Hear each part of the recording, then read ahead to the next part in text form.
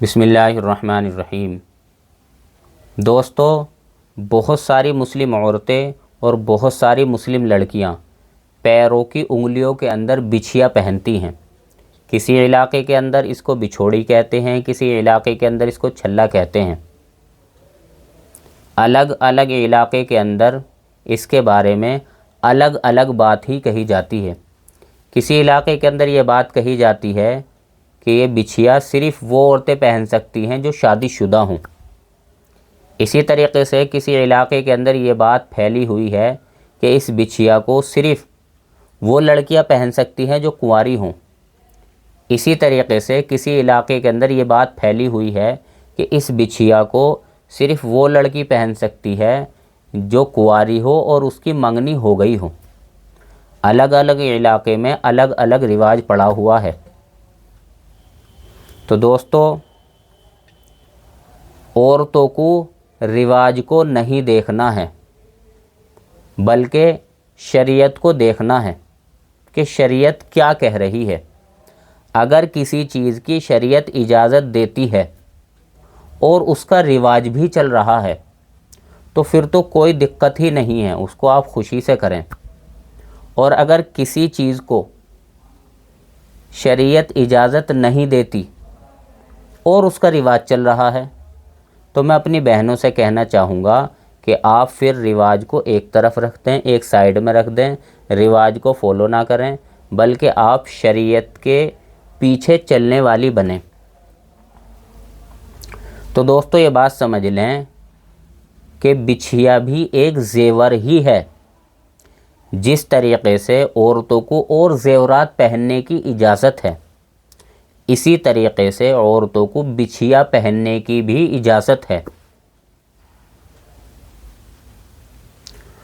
और ये बात भी समझें कि शरीयत की हुदूद में रहकर औरत को ज़ेब ज़ीनत इख्तियार करना, आराइश इख्तियार करना, सजना और संवरना, वो चाहे ज़ेवर के ज़रिए से हो या मेकअप वग़ैरह के ज़रिए से हो, शरीयत की हुदूद में रहकर सजना संवरना, ज़ेब व ज़ीनत इख्तियार करना, इसकी बिल्कुल इजाज़त है।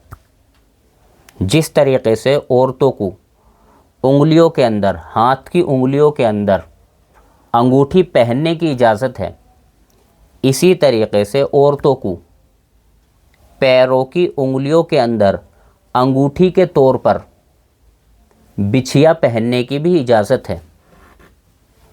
दोस्तों, बहुत सारी मुस्लिम औरतें ये कहती हैं कि हम इसको पहने या ना पहने, यानी हम इसको इसलिए नहीं पहनते कि बहुत सारी गैर मुस्लिम औरतें भी इसको पहनती हैं। तो दोस्तों, ये बात समझ लें कि जहां इस बिछिया को बहुत सारी गैर मुस्लिम औरतें पहनती हैं, इसी तरीक़े से इस बिछिया को मुस्लिम औरतें भी पहनती हैं।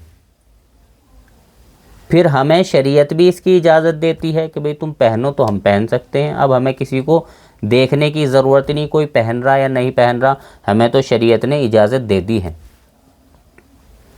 इसी तरीक़े से इस बिछिया पहनने को ज़रूरी भी ना समझा जाए कि भाई शादी हो गई अब तो बिल्कुल ज़रूरी पहनना ही पड़ेगा।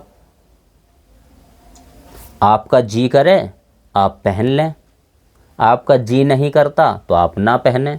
ऐसा भी नहीं कि पहनने पर सवाब मिलेगा और ना पहनने पर गुनाह मिलेगा, ऐसी भी कोई बात नहीं है। आपका जी करता है बिछिया को पहने, आपका जी नहीं करता आप इसको ना पहने।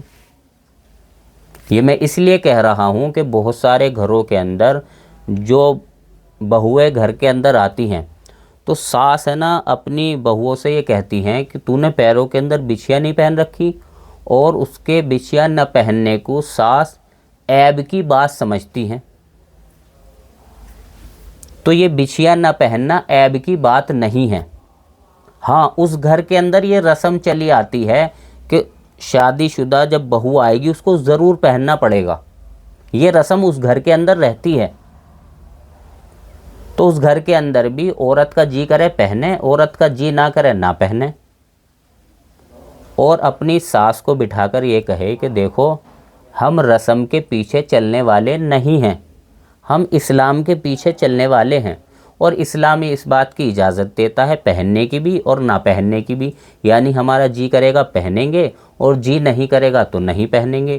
اسلام کے اندر دونوں اجازت ہے، میرا جب جی کرے گا پہن لوں گی، جب جی نہیں کرے گا تو نہیں پہنوں گی۔ تو یہ بات اپنی ساس کو شروع میں ہی ایسی بہویں سمجھا دیں تاکہ آگے کبھی بھی کوئی بھی دقت کا سامنا نہ کرنا پڑے۔ اللہ تعالیٰ ہم سب کو صحیح سمجھ کی توفیق نصیب فرمائے۔ وآخر دعوانا الحمد للہ رب العالمین۔